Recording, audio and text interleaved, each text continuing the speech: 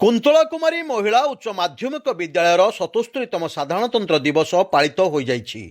मुख्य अतिथि भावे बीजेपी युवनेता नीलमाधव पंडा जोगदे जातीय पताका उत्तोलन करथिले। जातीय पताका प्रति भारतीयंकर स्वाभिमानर प्रतीक बोली तांको मंतव्य प्रकाश करथिले। एही अवसर में प्रतिष्ठाता कुंतला कुमारी पंडा उपस्थित मध्य थिले। विद्यालयर अध्यक्ष भगवान साहू अध्यक्षतार एही सभा आयोजन होइथिला। सम्मानित अतिथि भाव में विद्यालयर अध्यापिका पुष्पलता सेनापति, बुलबुल पाणिग्राही, अध्यापक विमल बारिक, शत्रुघ्न सेठी, कर्मचारी सुशांत सेठी और धरणीधर बारिक प्रमुख उपस्थित थिले। अतिथि मानक द्वारा एही अवसर में वार्षिक क्रीड़ा कृति प्रतियोगी मानक पुरस्कृत करा जायथिला। मु प्रतिवर्ष आसे आज मोर भाग्यर कथा आज माँ आम सहित कुंतला कुमारी पंडा मो माँ निजे आसी आज मुख्य अतिथि की जहाँ भी हो मु ए कॉलेज को मो जीवन थिबा पर्यंत भल पाइबी।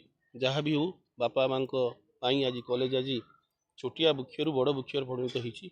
आ पिला मानक आप मीडिया माध्यम कहूँ पिला माने निजे स्वाधीन हूँ, पिला माने निजे निज पाई निजे लड़तु। आउ जहाँ भी हो पिला माने आज नाच गीत भी तांकर करिवे, आम से देखू। भगवान द्वार ये कॉलेज उत्तर उत्तर उन्नति हो।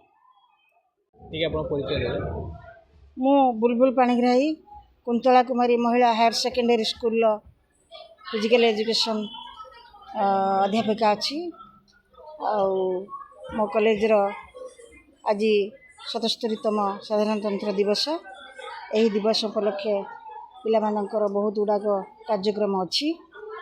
जो स्पोर्ट्स करी ताहार आज प्राइज डिस्ट्रीब्यूशन अच्छी। तेणु पिला माने बहुत आनंदित आउ सब ठीक ठाक चलछि।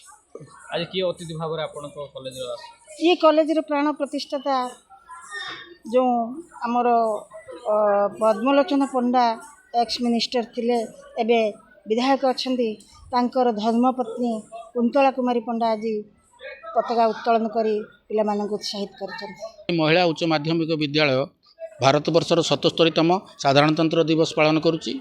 आज मुख्य अतिथि हिसाब से आम जहाँ को पाइचु से होचुंती ये कॉलेजर प्राण प्रतिष्ठात्री कुंतला कुमारी पंडा महोदया। तांको सहित सम्मानित अतिथि हिसाब से सुपुत्र नीलमाधव पंडा एठी उपस्थित अछंती एवं तांकर उद्बोधन आज 77तम साधारणतंत्र दिवस रे देई सारिचंती। शिमलियारू बनमाली महाकुड़ों रिपोर्ट स्वतंत्र ओडिशा लाइव।